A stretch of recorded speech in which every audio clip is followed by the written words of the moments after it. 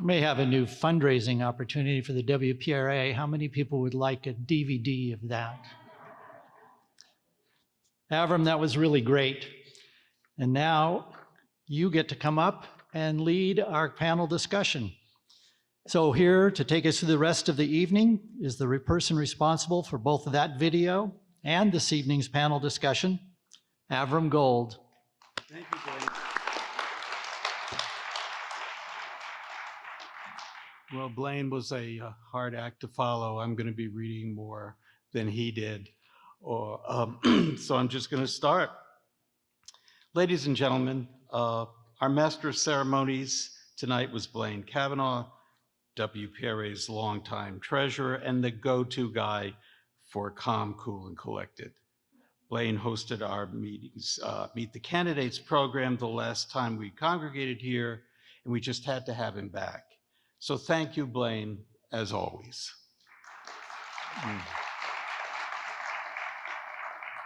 Okay, well, we just watched a smidgen of our community's inception. And if you're feeling warm and fuzzy about, okay, now I'm the voice of God, okay.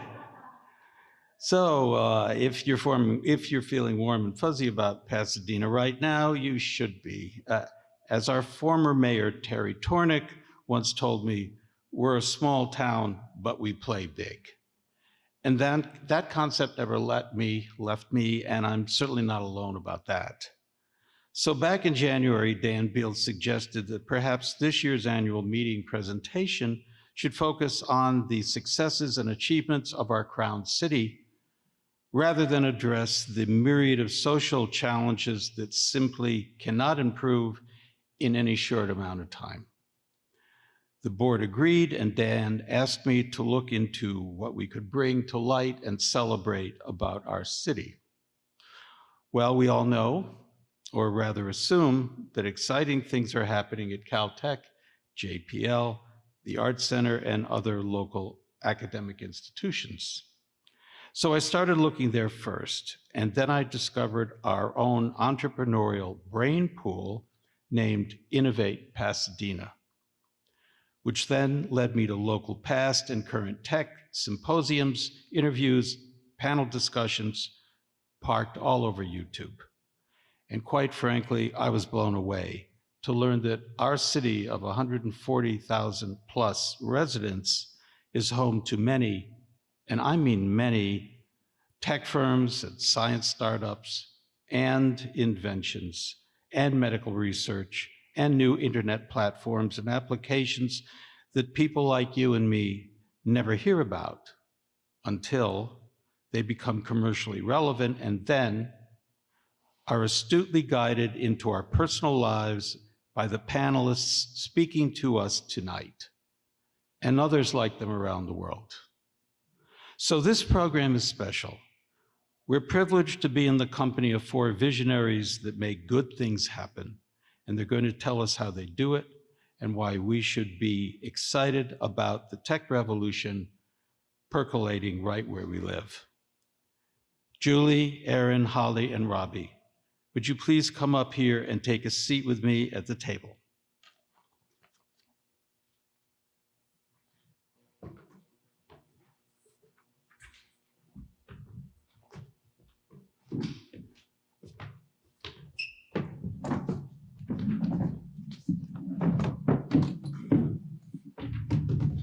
Okay, now, okay, how am I? Am I speaking loudly enough? Okay, you can hear me. All right, so welcome to our annual meeting presentation, all of you, and thank you so much for accepting WPRA's invitations. In full disclosure, we should have scheduled a program dedicated solely to reading these 4 experts' impressive accomplishments. Their resumes could fill a book, but I asked them to consolidate their years of creation into a few highlights within a paragraph, and they did. So we'll start with Julie Schoenfeld to my left. Julie is an entrepreneur in residence at Caltech and a serial entrepreneur who has led 4 venture-backed startups. Her most recent company, Strobe Inc., was acquired by General Motors Crude Automation in 2017. Strobe created LiDAR sensor technology for self-driving cars. Julie also co-founded Pasadena's OE Waves Inc., a pioneer in advanced photonic devices, which provide communication solutions to aerospace and defense customers. I'm so blown away by this. I don't even know it. I don't know what I'm talking about, but it sounds really impressive.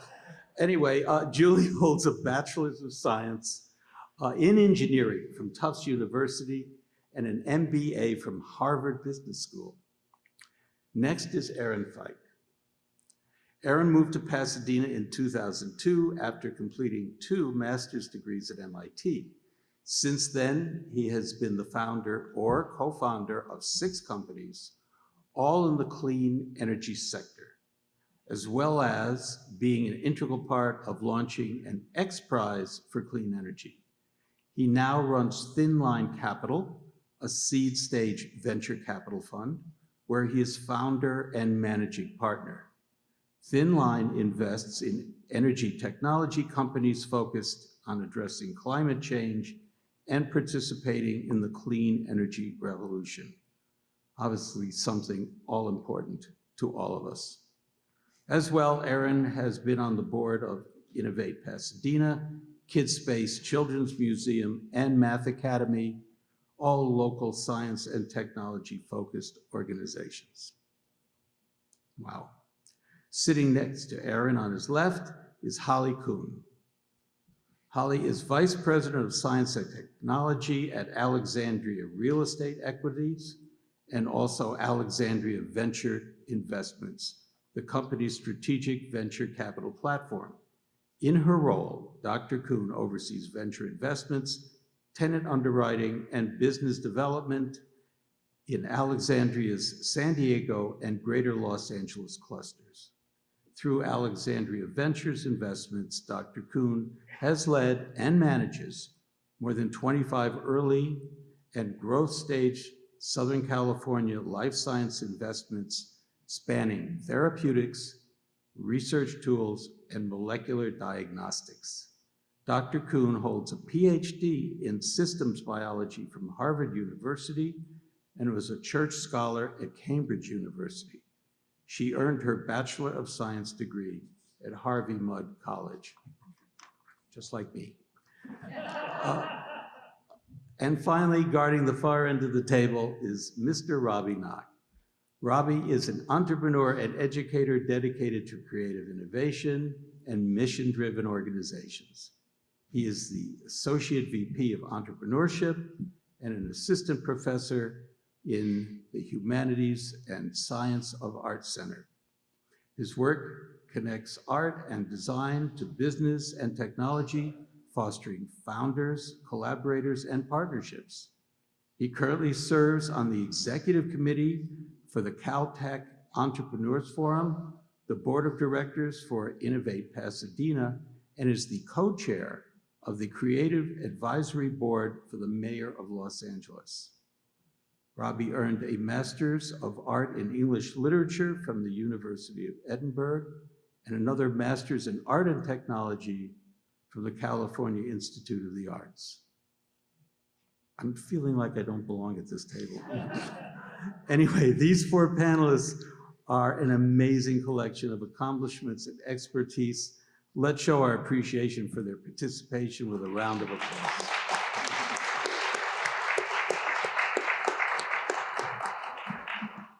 One more thing.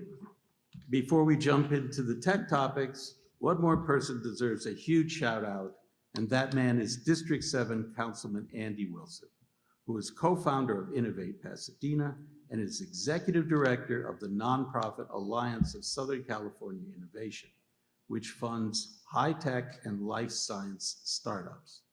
Andy graciously advised us about where to look for the talent here tonight and helped us connect with them. Thank you, Andy Wilson.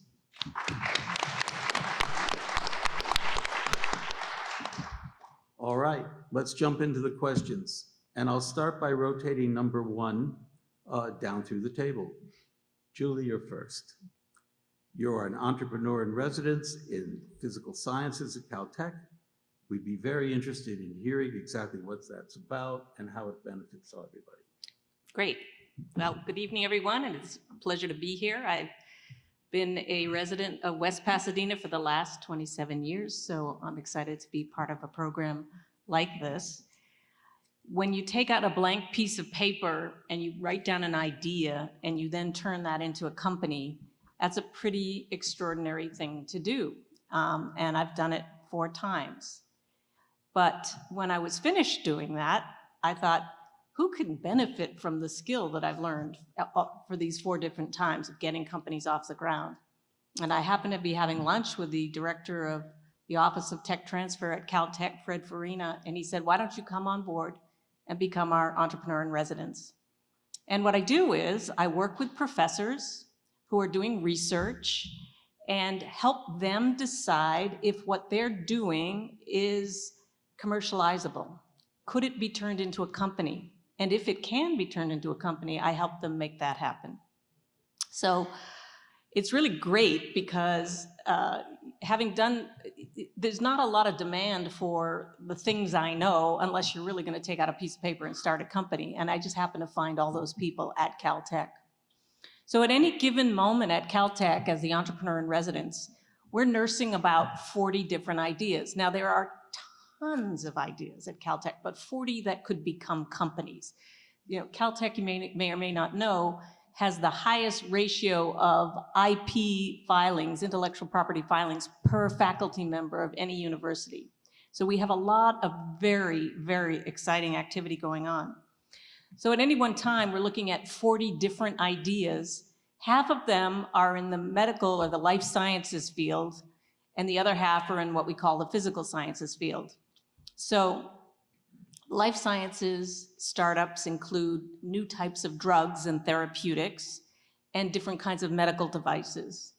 And then the physical sciences things include such things as, you've heard a little bit about it, our sustainability efforts or clean tech. We also have a Center for Autonomous Systems and Technology. So we have an entire group that are building robots, drones, control systems to make drones work, self-driving cars, and those activities are going on at Caltech. And then finally, an area you may be hearing about, but you have no idea what it means, is there's an awful lot of quantum activity, quantum computing, quantum sensing, quantum networking going on at Caltech. And so each of these ideas are enormous and require huge amounts of resources. And in this one small little block between California, Del Mar, Wilson, and Hill, we have all this technology being built across all these different sectors. And it's really, really exciting. So some of the technologies that I've been working with lately to try to spin out of the company is, and just in no particular order, I'm just going to give you some ideas, is that one grad student and professor, Y.C. Tai at Caltech, have created a technology to be able to detect whether or not you're having a stroke in the field. So the idea is to create a device where you can put a cap on someone's head, maybe even like a defibrillator in a ambulance, so you can quickly determine what kind of stroke a person is having and determine what kind of a triage, because the faster you can determine that someone's having a stroke and what kind of stroke, the better the outcome. So that's an exciting deal that has just been funded at Caltech. Another technology that we have going on is capturing carbon, reducing carbon. We have 3 carbon capture companies.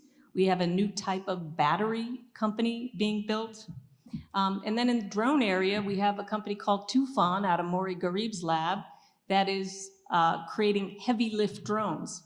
The drones that are delivering packages right now can only carry about 5 pounds. But fire department that are firefighting in the hills need to bring hoses up into the mountain ranges. So carrying drones in a heavy lift way can help them and reduce the fatigue on the firefighters. That's just a quick sample of kind of the technologies that are out there. And that's just, about 10 o'clock on Monday morning for me.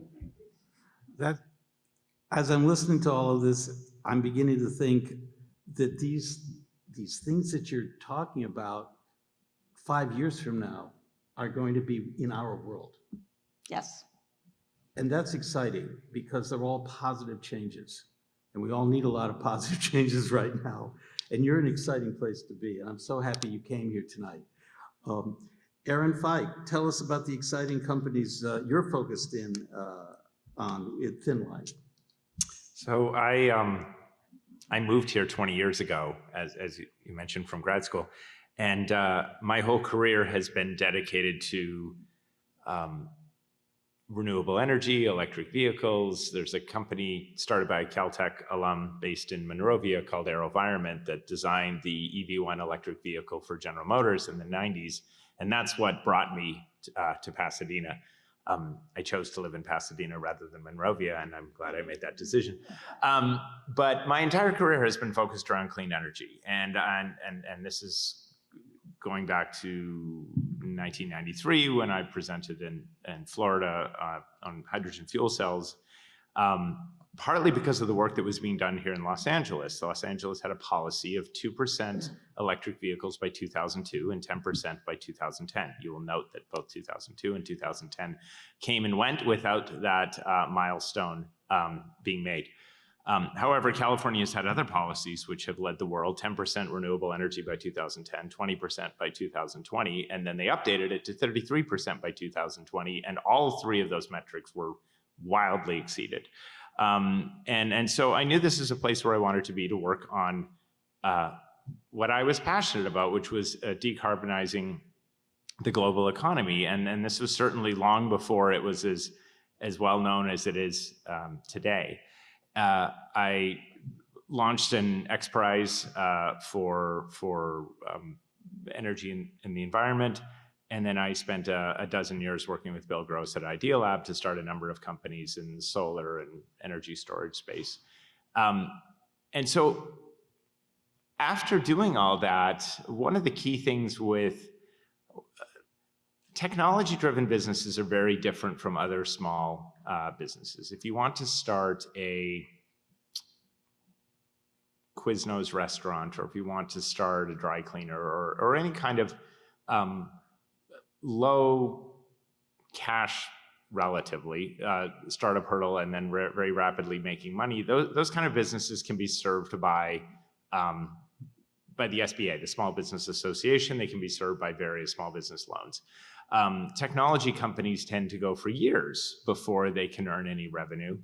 And that's because there's an enormous amount of upfront capital required to develop the technology, to grow the team, and to get the company to be the success that it needs to be. Now, the outcomes are fantastic, because a successful technology company can literally change the world, and that's happened an uncountable number of times here in California. And so what funds those companies is a group called venture capitalists. And venture capital is a form of financing companies that recognizes that many technology startups fail, but the ones that succeed more than make up for the failures. So I, as an entrepreneur, had the opportunity to work with a number of venture capital firms. I had terrific experiences. Some entrepreneurs don't necessarily have terrific experiences with the people that were giving them money. And so I started Thinline Capital because I knew that I would enjoy working with other entrepreneurs who were going through what I had gone through, who were focused on the things I cared about, which is I see we're going through the biggest economic change since the Industrial Revolution. Each of these markets, the electricity grid, the transportation industry, agriculture, building materials, these are all monstrous markets on their own, and every single one of them is going through huge change as they move towards lower emission, lower carbon future. And so I wanted to start a fund that could invest in companies like these. So that's what I do at Thinline Capital, and I invest in early stage companies working on helping build out the electric vehicle revolution, helping change the grid so it can adopt more solar and wind, helping One of my companies helps sugarcane farmers predict what their returns are going to be in an ever-changing climate that makes it difficult for agriculture to succeed as it historically has done. So those are all the things that I focus on, and it's an outgrowth of what I've done my entire career. So I'm pretty happy about what I'm doing. Well, you covered a lot of ground, and we're going to go into the weeds a little bit deeper as we get into You're saying the I program. talk too long is what you're saying. That's okay. What I meant is there's a lot of things that we could take apart and talk about how, again, in 5 years and in 10 years, how personally our lives could change if everything works out. We'll go there in a little while. Okay, Holly Kuhn. We'd love to hear about your biotech research and the innovation you've been involved in here in Pasadena and the region. What are you most excited about? Sure, thanks, and really honored to be here. So maybe just some backdrop on Alexandria, which is proudly headquartered in Pasadena, right across from City Hall. We built a brand new headquarters and opened about 2 months before the pandemic. And I'm delighted to say you're going back to the office now, which is lovely. And have long roots in the city. Jacobs Engineering, one of the founders, came from Jacobs, and that's why we've been here the past 3 decades. So Alexandria is first and foremost focused on infrastructure for labs. So for biotech, for biopharma, for academia, for institutions, because it's really specialized infrastructure. And so for the companies that are developing, new life-saving therapies, you can't develop it if you don't have the right infrastructure.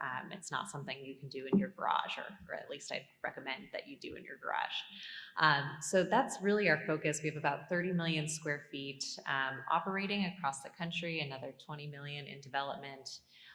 And Greater LA is one of our nascent, I would say, clusters for biotech.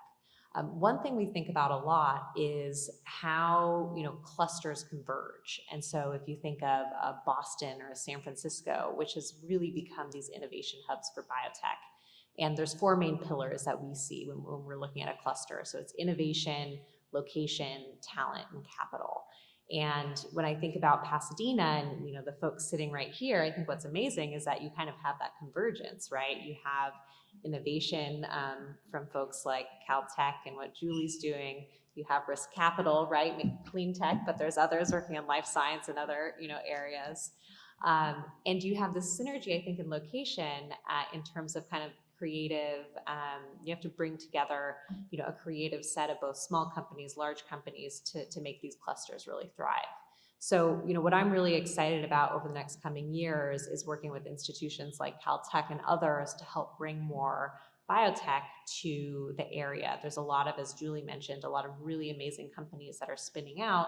And the challenge often comes down to infrastructure. They don't have the space they need to stay here. And so that's also why I think it's really important to be, part of groups like this that have an impact in terms of how we think about bringing that type of innovation to the city.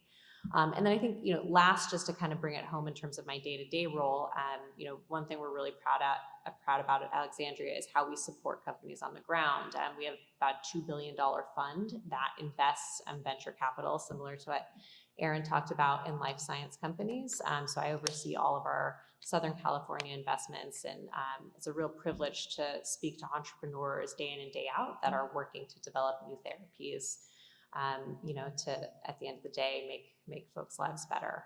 So thank you very much for the invitation to be here, and glad to be part of the conversation. Yes, I wanted to ask you, you're dealing with clusters and you're dealing with infrastructure, and we just came out of 2.5 years of a pandemic that tried to separate people so that we wouldn't infect each other. Yeah. But your kind of investment needs people to physically come together in the same space. Is that correct? Yeah, that's right. And, I think a real testament to the industry is, when folks had to go home, you can't go home when you need to be in the lab, right? And our companies across our portfolio really didn't skip a beat. It was between, measures to keep people distanced. There were companies that were doing shifts overnight to keep people separated, thinking about how to work efficiently in order to keep people safe. And so actually that's something we're really proud of as an industry, is the ability to keep people actually at work and build in kind of flexibility, so people can deal with their small children at home and all of the other things that we've been impacted by. But overall, we didn't know how it was going to, pan out at the beginning of the pandemic. But I would say as an industry, really moved through it well. And one more question while we're on a roll. Again, have you altered your business model in terms of how you're structuring people to come together now that we've had a pandemic, but we know there's surges, there may be other viruses around the corner. Yeah. Has your vision changed in the way that you want to bring people together? Are there new hybrid models of working that would facilitate another pandemic of sorts? Sure. Yeah. I mean, again, it's really hard with jobs that you can't do at home, right? There's some things that are really set. And I would say actually a lab is a great place to be when in a pandemic because the air circulation is really good. So we have about 10 air changes, an hour, right? Versus office spaces, which actually from an environmental perspective, historically, they didn't allow for full air changes because it's more energy intensive. So not as great when there's airborne viruses. But I think actually one really amazing thing about Southern California that we've really appreciated is the ability to build infrastructure where people can utilize indoor-outdoor spaces. Which is something that is very unique, right? Our Boston team has struggled far more, right, than our, for instance, San Diego and, greater LA teams when we think about how do you build conferencing space, interactive space that makes use of the fact that we live in this really amazing environment where you can open the doors and you can have a conference that's essentially outside. So I actually think that is one really unique thing about where we live that industry can benefit from given the amazing weather that we have 300 days a year. Okay, now just a question to the audience. This is an extremely live room. I found out that I needed to be closer to the microphone. Can you hear all the words? Is everything good there? Because we don't want to lose anything. Great, thank you. Robbie Knott, you're next. And I have to write these questions down for you because you're mixing art and technology. And to me, that's fascinating because as we talked earlier, the whole Renaissance basically started where so many of the artists were engineers and the engineers also were artists. And here we are, full circle, moving in that direction again. So beyond automotive styling, how is Art Center merging its design creations with industry and commercial products? And how will those products, yet to go to market, change our lives? Well, thanks for having me here. And I suppose to take a 10,000-foot view first and then dive into that question by way of a few examples. Really, my purpose, my mission has arisen from seeing the struggle that creative people have had in industry. The passion, the desire, the dedication to craft and their personal artistic style or vision for the world is really confronted by the hard edges of industry, economy, and law. And as an artist and designer myself, I struggled with some of those barriers. As it turns out, showing artists and designers what's happening on the other side of the equation, what investors are looking for, what engineers might require in order to understand a brief, what a collector might want in order to understand why they might purchase your work, ultimately requires serious business and entrepreneurship education. So that's been my route into all of this, is to provide that. And through that, it becomes very clear that many existing, established, and new businesses have no idea how to implement art and design within their path to market, within their potential growth or pivots within what it is that they offer. So I sit on both sides of those equations. On the one hand, advising artists and designers on how to go about building their studios and businesses and launching startups and funding them with venture capital or any other mechanisms. And then working with companies like IBM and Apple and Google to really help them understand where to look for the next generation of talent and what some of those key questions are when they recruit for interaction designers and others to improve those products. So we have a legacy in the automotive industry, which people are pretty familiar with, and that has opened the door to a lot of interesting opportunities in the last 20 years. And really, as we've seen, transportation become much more than just the vehicles that you might purchase from a dealership, but becomes about the entire transportation journey, from your smartphone to your front door to the bicycle that you might ride to get to the green transportation and a subway station or a train.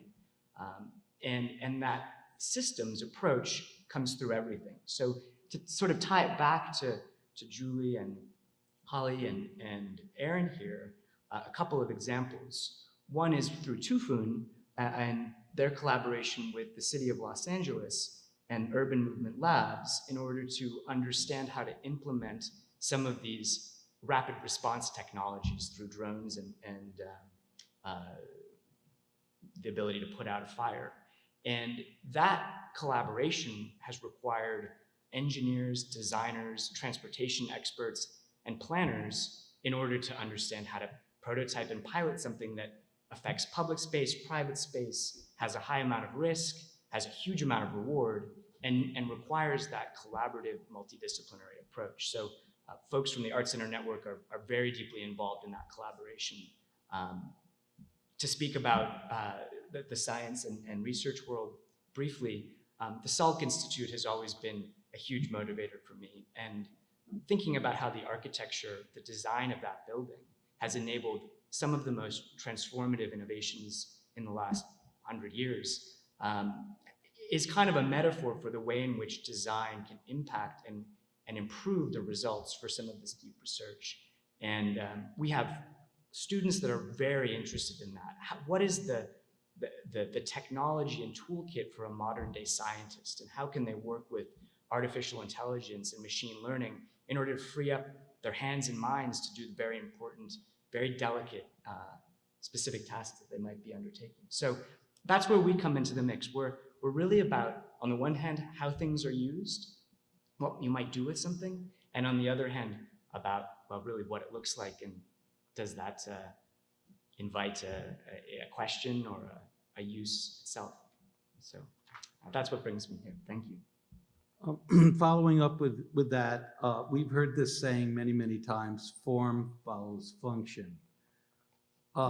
If that's the case, are you working from a point of view of someone comes to you and says, we have a thing and it's supposed to do something. Now make it attractive. Make it so somebody wants to buy it and use it. That's one way. Or is it the other way, where you guys come up with something that looks absolutely spectacular, a real wow experience, and now you say, well, what are we going to do with it? How do we create a commercial product out of something that we think is just really great to look at? Does both of these things come together from both ends? That is correct, yes, both directions. And students, particularly on the design side of the college, are so excited about the innovations that are coming out of the lab. Things like artificial intelligence, machine learning, quantum computing. And in those instances, those become the sort of exploratory canvas to think about what's possible. But on the flip side, and really going back to our history, take a vehicle like the Porsche 911, right?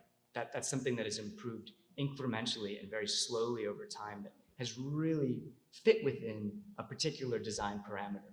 So we understand both sides of those equations, I think, and the students are forced into these very real world experiences where they might have a client or they might have an invention, and you have to be able to navigate those different types of pathways to market, development cycles, funding, and other key hurdles. Well, without trying to back you into a corner, can you give us an example of a product that comes to mind where you're working both with technology and art, so we understand how that works? Yeah, so I mean, a great example would be a company called LabTwin. So LabTwin is a spin out from Boston Consulting Group, funded by a German pharmaceutical company. And it was a part of a piece of Boston Consulting Group called the Digital Ventures arm. And that was a relatively recent extension of the BCG playbook. And the goal was to design and develop transformational, disruptive, groundbreaking new products and services, and then provide those as investment opportunities to the core consulting clients. And LabTwin resulted from that. LabTwin is an AI-assisted tool for scientists running lab experiments, and it uses an audio interface and a really sophisticated understanding of what a scientist is doing in the lab. So in that instance, it's both looking very directly at the use case, but also pulling from a very wide range of digital technologies that may not necessarily come to mind when you think about a scientific innovation in a traditional microscope or sort of hardware approach. So that would be a good example. And there are many, many more. I could go on, but I probably should. Well, you will be going on because we've got enough time to do that. I'm going to relax this structure a little bit so that the panelists can ask each other questions or comment and bounce ideas off of each other. There's a lot of overlap here at this table. Julie, you mentioned carbon capture. That's extremely important. And Aaron, you also mentioned carbon capture. Mm-hmm. And I'm wondering if you two ever overlapped in any of the research you're doing. I've been reading a lot about it. I've been reading that carbon capture out of seawater seems to be a more viable way of actually doing it, but still there's a lot of money that's going to need to go into it, a huge amount of investment, a lot of time, and how much carbon can we really pull out of the environment to make it actually relevant so that we can breathe better and not go into a higher climate environment. So Julie, you want to talk about that? And Aaron, if you want to bounce any ideas off of her or vice versa, we'd be happy to hear this conversation. No, actually, I want to hear what you're doing. Well, first of all, Aaron and I have worked together spinning companies out of Idea Lab. So just a little note about entrepreneurs. When we're in trouble, we call each other. And I remember calling Aaron. I was trying to raise some money for my LiDAR company, and Aaron gave me great advice. I never got to thank him, so thank you. Oh, you're welcome. Didn't we have lunch at for now? Yeah, there you go. So, it worked out well for you. Yes. So I'm going off topic here. I will talk about carbon capture. Please go off topic. As long as we are off topic, I just want to say something about Pasadena and this relatively small place. There's just such a diversity of wonderful things, not the least of which is the Art Center College of Design. If you have never been over there to see the building, it's magnificent. And if you don't have an opportunity to go in there and tour the facility, it's even more shocking, especially the stuff they're doing with automotive design. Secondly, Alexandria, Halley's, or I guess it's an incubator or tech innovation center, when she talked about this space that's this inside and outside, one of the most beautiful facilities in Pasadena for a startup to go is the Alexandria facility, and it's just right down the street, so that's exciting. But meanwhile, we are scrubbing carbon out of the atmosphere over there at Caltech. So there are 3 or 4 different companies right now, and recognize that Caltech's a relatively small university. We have 300 faculty, and of them, about 40 of them are really entrepreneurial. So there's a lot of work going on that doesn't necessarily become commercialized. But in the carbon capture space, we have 2 professors, each working in a different fashion, doing carbon sequestration in seawater. So they're taking carbon out of the atmosphere and putting it into the ocean. So those are 2 approaches. We also have a very early stage startup that is putting a scrubber on stacks to get carbon out of the air. And we have spun out a company that's done very well fundraising called Brimstone Energy, which is making a non-carbon based cement. It turns out the manufacture of cement puts about 5% of carbon into the atmosphere. It's one of the really dirty industries. And they have come up with a process, and they built a small version, and now they've raised money to build a larger version. So there's 4 examples of people focused on trying to solve problems, and I'm seeing more and more of that. There has been a shift in the last 12 months where everybody calls me on a weekly basis asking me for how many more green, sustainable energy companies do you have? We want to put money into them. There's a lot of grant money available. There's a lot of foundation money available. People are waking up to the fact that we have to solve this problem. So I suspect you will see more of that coming out of Caltech. Yeah, I mean, what's interesting is there was a time 10 years ago when discussing carbon capture research was verboten. It was, and the reason for that is that the concern was if, I mean, we have a really serious problem. We emit 10 gigatons, 10 billion tons of carbon a year. We have roughly 5 years left of our carbon budget to be under 1.5 degrees Celsius. If we exceed 2 degrees Celsius, we start triggering a bunch of what are called irreversible feedback loops. Irreversible feedback loops are things where the effects of increased CO2 and increased temperature of the Earth causes things to happen which releases more CO2. So a good example is we have a number of wildfires. Wildfires release CO2 and then increase the effects of that is increasing temperatures, which increases drought, which increases the number of wildfires. So the name of the game is not letting us get into this zone where these irreversible feedback loops dominate, because the amount of emissions which come from those feedback loops will make our own emissions irrelevant, and it'll be something we can't stop. The concern 10 years ago was, well, the way we do this is we reduce our emissions. And so if we started talking about carbon capture, carbon sequestration, sucking carbon out of the atmosphere, then that would reduce the incentive for people to talk about reducing pollution, because, you know, let's keep burning coal, but we'll slap this thing on the coal in the smokestack and suck all the CO2 out and everything will be fine. People have since in the 10 years realized that we need to move dramatically towards an electricity grid that is driven by renewables instead of fossil generation. And we need to suck CO2 out of the atmosphere. We're not moving fast enough that simply reducing our emissions is good enough. A number of things have happened which are incredibly encouraging. One is that renewable energy, solar and wind, is now predominantly cheaper than fossil generation. That was a goal that we were trying to get to when I started Heliogen, a solar company, back in 2014, and that goal has basically been met. Fossil generation is now primarily used for grid balancing. So the grid is rapidly moving to decarbonization. Electric vehicles will, by 2024, 2025, electric vehicles should be cheaper than traditional gasoline-powered cars. There are a number of automotive manufacturers who are bringing out electric vehicles. It's not just Tesla. And if they're plugging in from a grid that's run off renewable energy, then that's fantastic. That's zero emissions all the way across the board. So back to CO2 sequestration.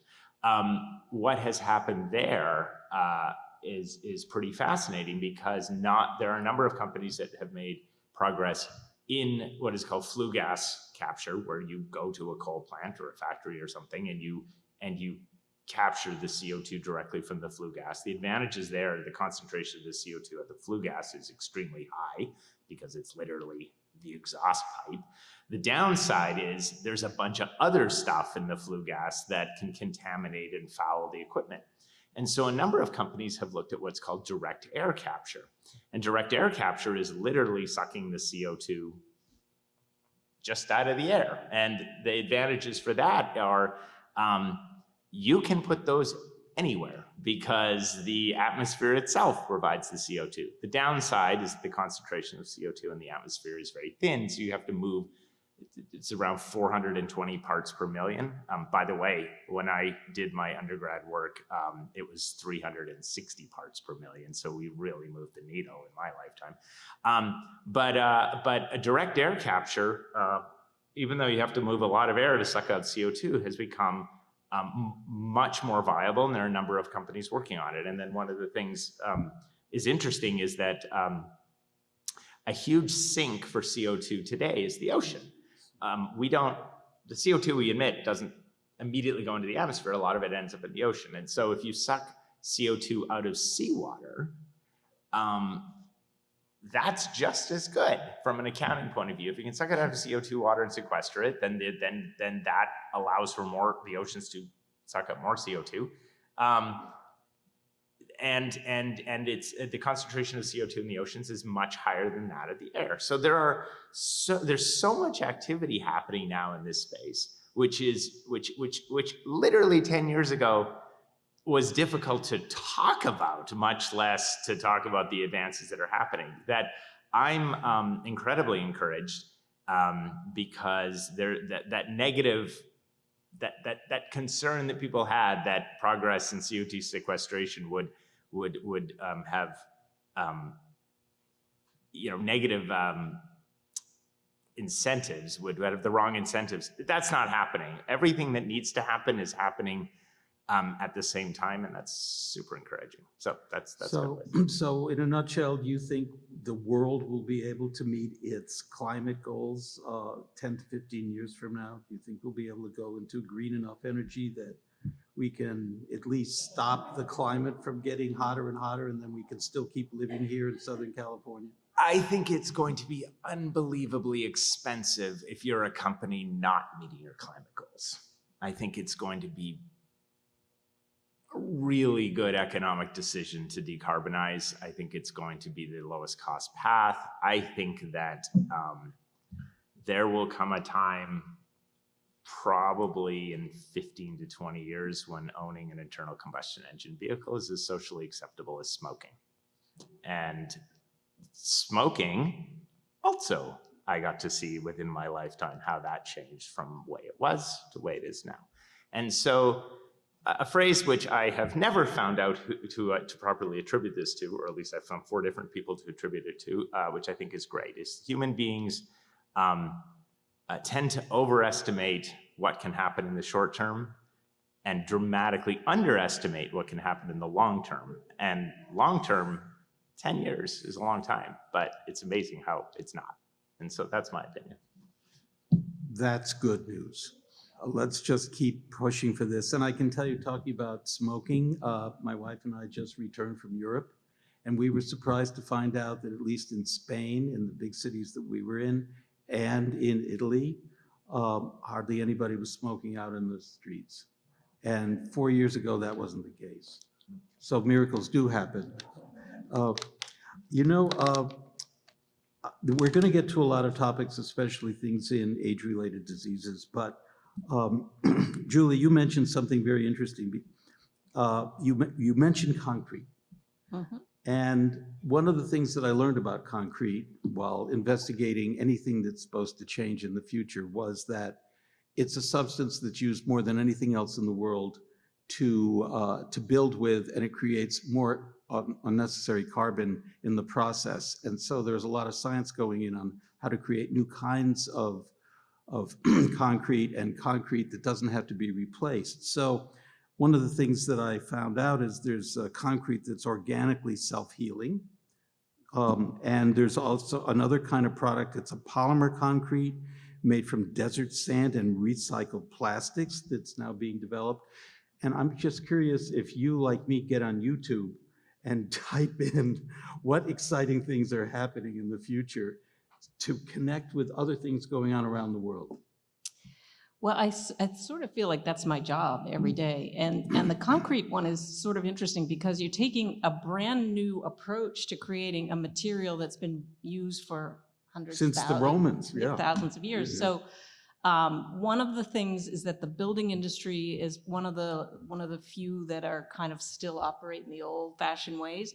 They're very slow to take on a new material. And one of the things they worry about with these new materials like polymers is how are they going to age? How are they going to go over time? So the thing we like about the Brimstone company that I mentioned is that it uses the exact same type of concrete that is being used, except this one is without carbon. So that sort of reduces the barrier to entry. Bringing up new ideas, getting something that's 100 times better doesn't always mean it's going to succeed. because you have an embedded infrastructure of the way things are being done, and you have to find a way to get people to adopt a new technology. Now, in the case of carbon, this is a major change because people are finally waking up to the fact that if we don't react, we won't be here in 10 years. So that's quite different. But the cement one is we started talking about getting funds for this cement company 2 years ago, and nobody would pick up the phone to help them fund the company, to the point where they received a very large check. And that was just in a matter of 12 months, that all of a sudden people woke up in an old line industry to doing something about a problem that hasn't been touched in quite a long time. And Aaron brought up a point which I read over and over again. Ideas can be really great, but unless they're cheaper, they're not going to be replacing something that's already existing that can be done cheaper. So the point is, how do you bring a new product to market and make it cost effective, so the incentive is all about saving money? Right. Because it won't necessarily be about can you do a better job, but if you can save money on it, that's usually the incentive. So I'm assuming that every time you go into your research, all of you, you're probably figuring out how cost effective is this product, can I bring it to market, that it's going to not only be more effective, but easier and cheaper to use. A lot of the research that goes on at Caltech starts out being done by the government, and the government often is interested in solving the problem and not solving the cost equation. And as a result, it slows things down. But when it comes to adopting new energy approaches, if the economics make it attractive, it will win. So I think it's a great point. And if it looks nice.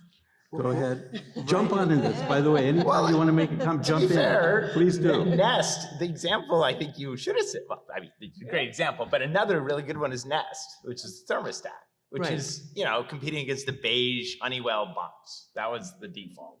Right. And Nest totally blew up in the industry by having, it helped that the founder was the guy who invented the iPod. So, he had some skills behind him. But anyway, Nest is an amazingly designed product. And interesting, I just learned that they didn't actually have a patent. They had a provisional patent because the relationship with the acquisition was very smooth, and there wasn't a kind of a battle over that IP that really could have opened the gates to maybe a better deal for the founders. But to that point, and Julie, what you're introducing here is that the human factors, the heart factor, the mind factor, the eye factor, those are so critical for the types of behavioral change that this technology and opportunity landscape that we're a part of here really requires. And I think we're seeing so much more interest in how those factors come to play at an earlier stage. So rather than waiting to sort of pick the color and finish of the particular vehicle that you selected to buy, the actual core of the design and the implementation is much more rooted in the company itself. So the go-to-market strategy, the way that the visual representation of the brand and the promise and the mission. And you can see that great history with NASA, with our national and international feats on that front. And those posters went a long way to help young people really support and get behind those missions, and had a really long tail. The desire to be part of space and confronting these questions that we're all a part of is sometimes an advertising question. It occurred to me, you mentioned making products attractive. I would assume that, and maybe I'm wrong about this, but a great deal of human psychology has to go into the arts. For artists to find out, more than just experimenting, what is it that I am creating that's pleasing to someone, that makes it cool enough that they want to buy it. And of course, we know that Steve Jobs and Apple had a gift of making things cool enough at Apple that whether it worked or not, it was cool on the desk. It looked pretty, it had lots of colors, it did all kinds of interesting things. Is there psychology built into the education at Art Center? Absolutely.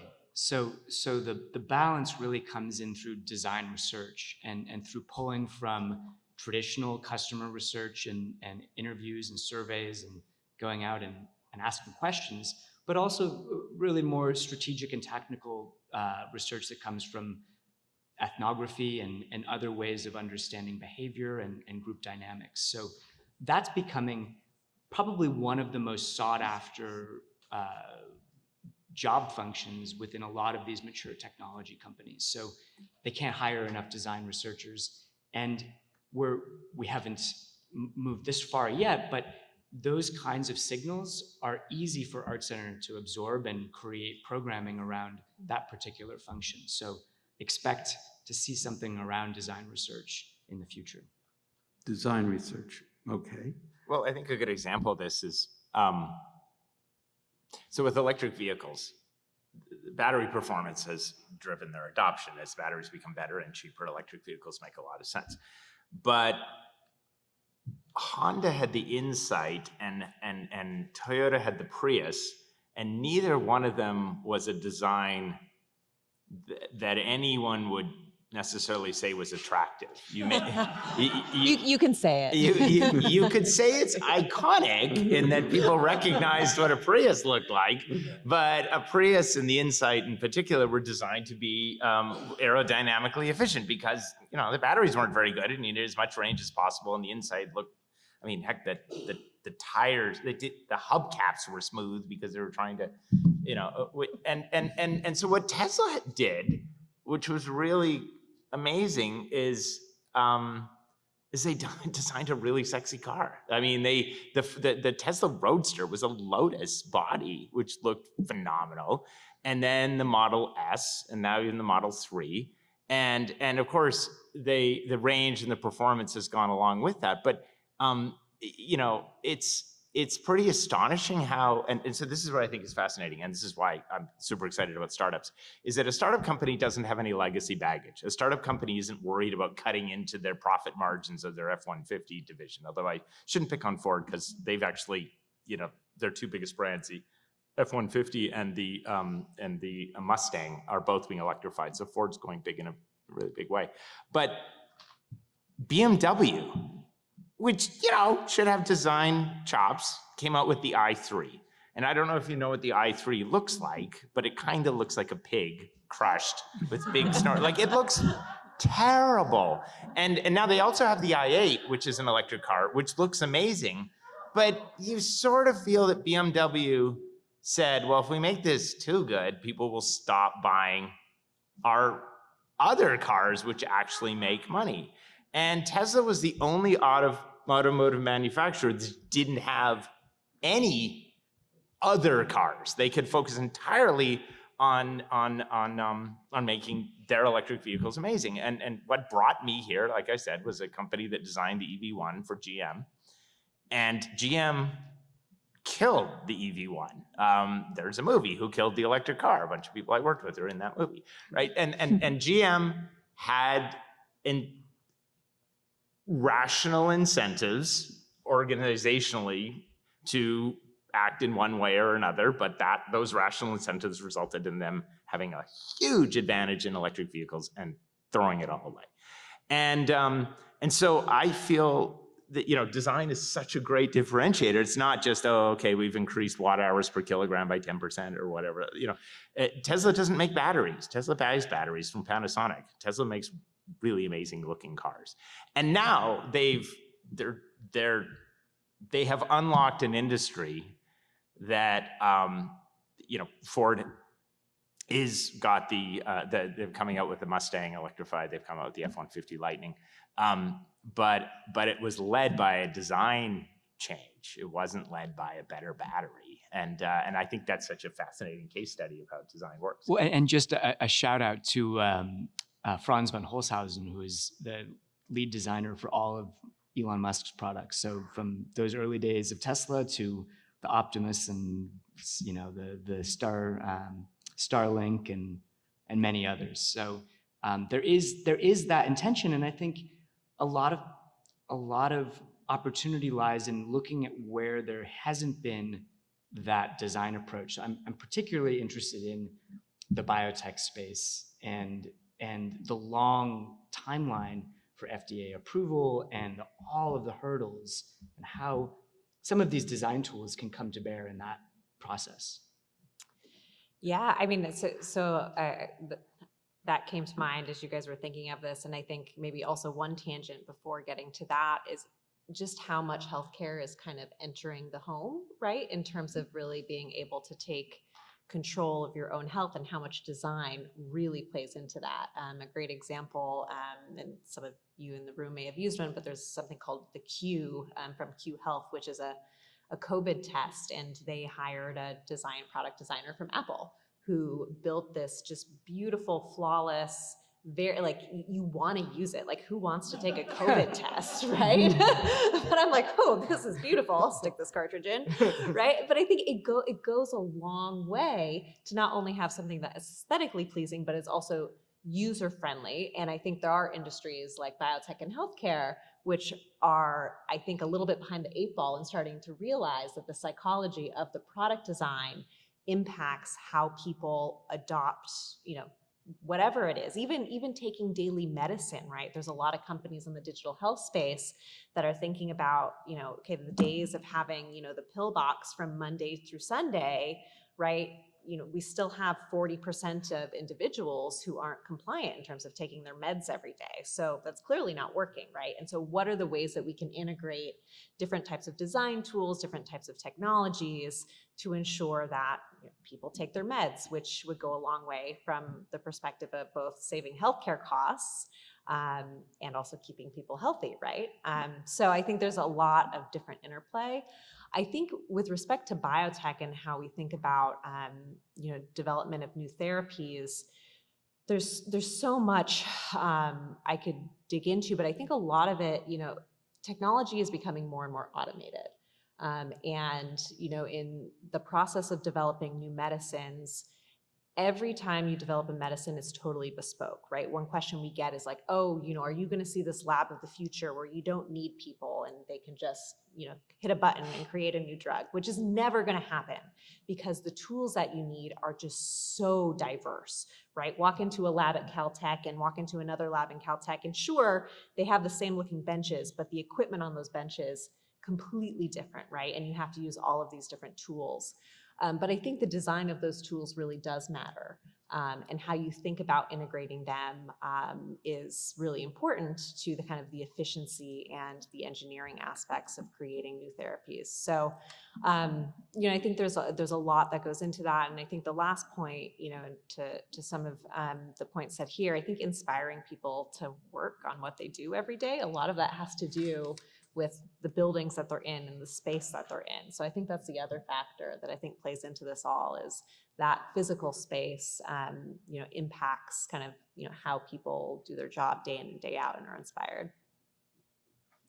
Well, we segued into healthcare, and I wanted to go there because, again, some of the research that I've been doing while just watching anything I could in symposiums brought me to age-related diseases, or looking at aging as if it were a disease. And if it is a disease, how can we basically help the process or slow it down through molecular engineering and DNA engineering like we do with so many other diseases? And so, Holly, I asked you if you knew anything about that, since you're involved in funding medical research.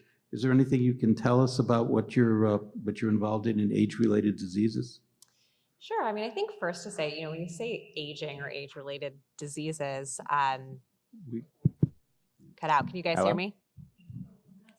Okay. We've just lost all Oh, the mics. all Oh, wait, mics. we're back. Okay, and we're back.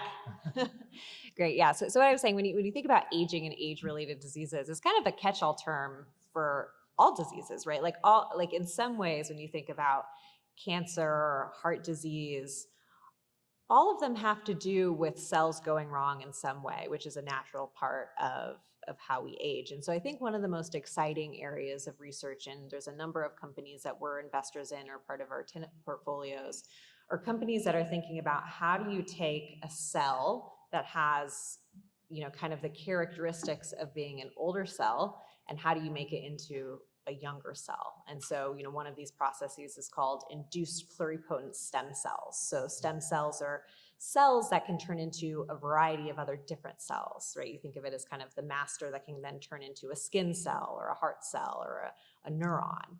And we've made incredible strides in how you take, one of these cells that has already turned in to kind of one of these, what we call a differentiated cell, so say that skin cell, and you turn it back into a stem cell. And so while, I think the therapeutic applications of that are probably a decade out. I mean, maybe to Aaron's point, right? We overestimate what we can do now and underestimate what we can do 10 to 20 years from now. I think the basic research that we're beginning to understand there has a lot of applications across the board, right? When you understand those fundamental mechanisms, it can be applied in a lot of different ways. So can we cure death?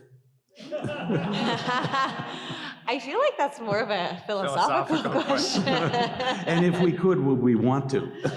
Yeah. I think we need that. Death is a feature, Death is a feature, yeah. not a bug. But maybe just to say, there's so much unmet need out there. One stat that the 21st Century Cures Act started with at the beginning of the passage of that bill was that there's 10,000 known diseases, of which only 500 have medicines. And a lot of those medicines aren't even good. So we have a lot of work to do, right? Like there is just so much unmet need that I'm really, I think the industry is really poised in a way that it's never been before to take on a lot of these really difficult questions. Yeah, some of the stuff I've been watching has been fascinating. The whole object of these people, scientists working in age-related diseases, is to not necessarily extend life that much more, but to have a quality of life up to the point when you're ready to check out, so that these long, drawn-out, serious, debilitating diseases can somehow be eliminated, and we have a quality. That to me sounds like a good idea. So, Holly, I want you to keep working on that and get back to me. Next month, we'll see what we can do about that. Okay, let's see. There's so many other things we can talk about. Are any of you, do any of you want to mention something before I ask another question that you've been wanting to bring to the table? Well, to the topic of aging and gerontology and the entire life cycle of the human, we've put a lot of emphasis on a particular zone of life. And that has been to do with workforce and efficiency and years of productivity and an idea of sort of a life cycle of that. And as we are entering into a much more automated, much more potentially sort of, I don't know how you would say this, but as we enter into a more of a balance and have a longer life and higher quality of life, we really need to look at what that full life cycle of design and health and innovations are required. So to really think about not just design for the sort of typical, middle life consumer who might have wealth and a family and a home and be able to afford a car and an iPhone, to really think about, well, what does that look like as it plays out over a much longer timeline? And to inspire young people to investigate those areas, because that is absolutely essential. We have a huge crisis in terms of care and technology for aging. So, Robbie, I just found a question that you asked me to ask you. This one was kind of difficult, but I think it's fascinating for all of the panelists up here. So I'm going to read it. With the acceleration of biotech research, automotive R&D, computer vision, machine learning, as well as the proliferation of robotic companies, all thriving in Pasadena, what kinds of advanced degrees is our own community producing now to supply the demand for these kinds of new tech jobs in the future? Or said another way, can we even predict what other emerging skills we'll need for things that have yet to be invented? You I wanna mean, take a shot? I, You wanna I, take a shot? I mean, Yeah. I could start, I guess. So education should not be funded locally. And it's technically not. I mean, California state provides funding, but it's very clear that the education you receive in Pasadena is very different than the education you receive in La Cañada. And so that's not good. I'm not going to get into solutions for that, but that the very question overlooks something, which is that I was born in Canada. I'm an immigrant here. I came here 20 years ago, and I think Pasadena, and then I'm an immigrant to Pasadena from Boston. I think that attracting talent is how Pasadena has succeeded as a city, and I think it's how it's going to continue to succeed as a city. We have a world-class university. I mean, Caltech is, in my opinion, the second best engineering school in the country. I'm obligated to say that. It comes with my degree that I have a certain thing that I'm allowed to. But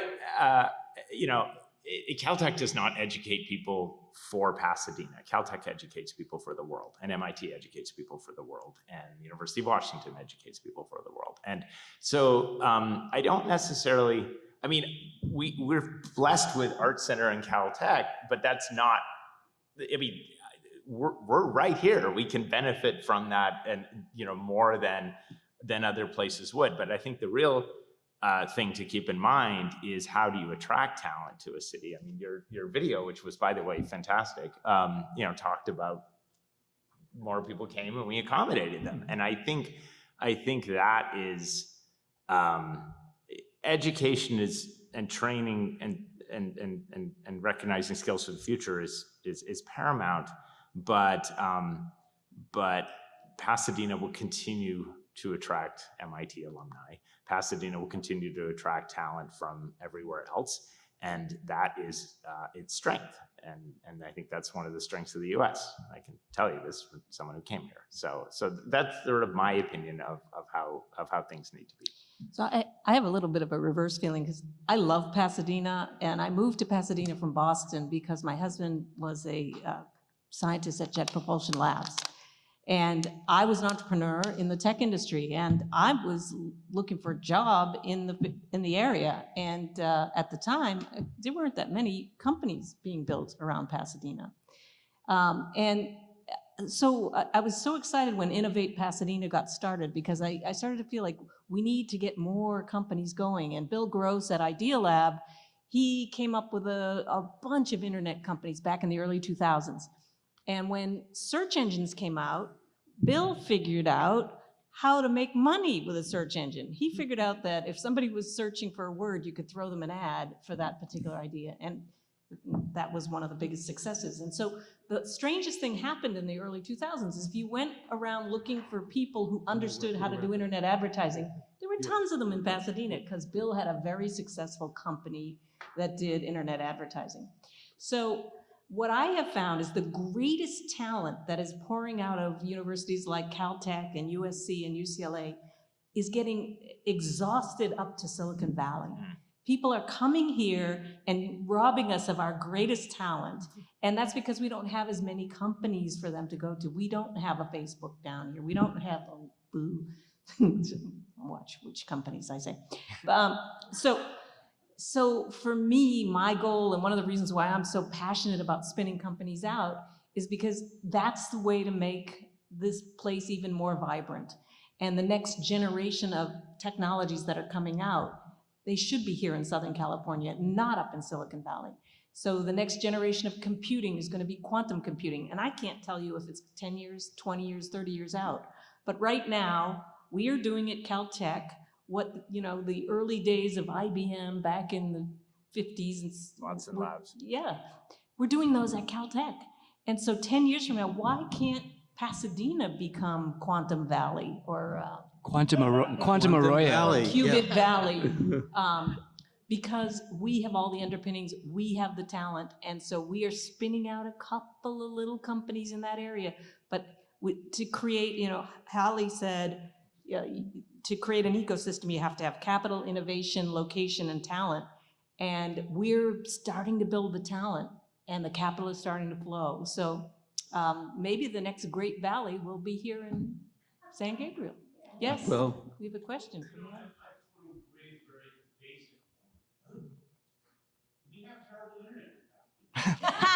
And terrible cell service.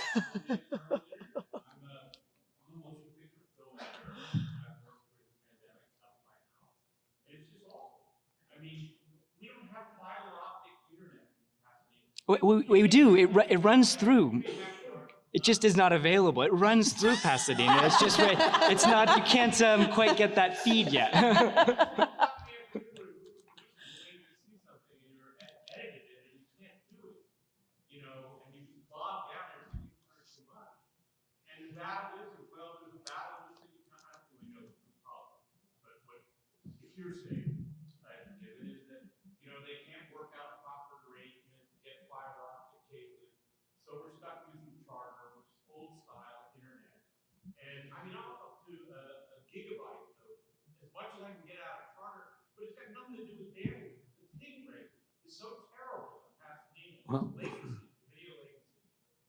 Well, if we could solve it, we would right now.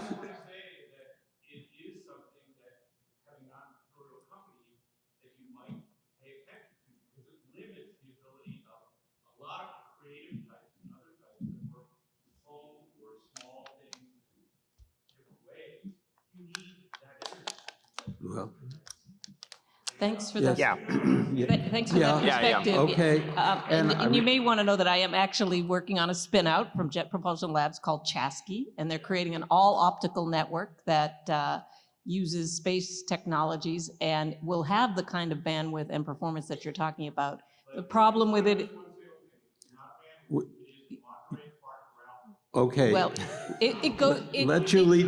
It doesn't use the existing infrastructure. So, point taken.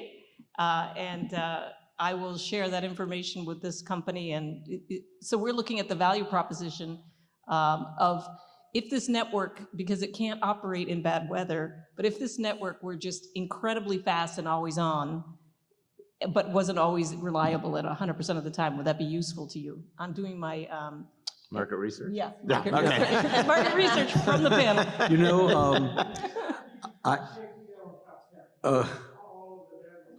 yeah. Okay. So, You know, I'm going to wrap this up right now. There was one final question that I was going to ask you, and I don't have to ask it anymore because I already know it. And my final question to all of you was, are you optimistic about the future? If you want to say anything more, you've got a few sentences, but I suspect you all are. If you're not, maybe that's what you should tell us. Well, one of the joys about being in a creative field is creation is, making something tangible is one of the greatest acts of being alive. So yes, I am optimistic because I'm around the most creative people in the world. So yes. Aaron, I work in the consequences of what I do are really dire. That's, and a lot of people can be really pessimistic about what's happening with climate change. But no, I'm optimistic. I'm extremely optimistic because I can see the steps that are being taken. So yeah, just because the consequences being high just makes it spicy. But yeah, I'm pretty optimistic. I mean, just add sorry. I was just going to say for therapeutics, if you look at the past 100 years, right, until 25 years ago, all we had was extremely dated small molecules, right? We were using mustard gas to treat cancer and antibiotics, discovered in World War I. And now we have gene and cell therapies, and we had a global pandemic, and 2 companies created a vaccine that's incredibly safe and effective in a year. Like 8 months, yeah. Yes, and so I just think it's really the Moore's law, right, of this acceleration of discovery, and just to see that pick up is just incredibly inspiring. And we have a lot of ground to tackle, but are moving at a pace that is truly historic. And to add to that, and really in line with what Julie was saying, is to be surrounded by people who are imagining the future and thinking about how it might be different, better, more sustainable, healthier. That is contagious, for lack of a better word, and if you don't see or are exposed to that imaginative power, it can be pretty dire. Aaron, I would be hard to spend so much time focused on the details of the consequences, and I really applaud you for that. I think don't underestimate the imaginative capacity of the next generation to figure out how to implement the kinds of things that we're talking about. And if you're not feeling that, come visit Art Center, come to our grad show. We have an open show every 4 months to celebrate the graduating students, and you'll see some of these ideas in action. It's incredibly rewarding and inspiring. And with that, this has been an incredible, provocative discussion. I'm so pleased that I was able to participate in this and be on this stage with you. I've learned a lot, and I hope that other people who weren't here tonight could view it remotely and gain the insight that we've accumulated here tonight and keep it in their minds and take it with them into the future. Thank you all so much for coming. We really appreciate it.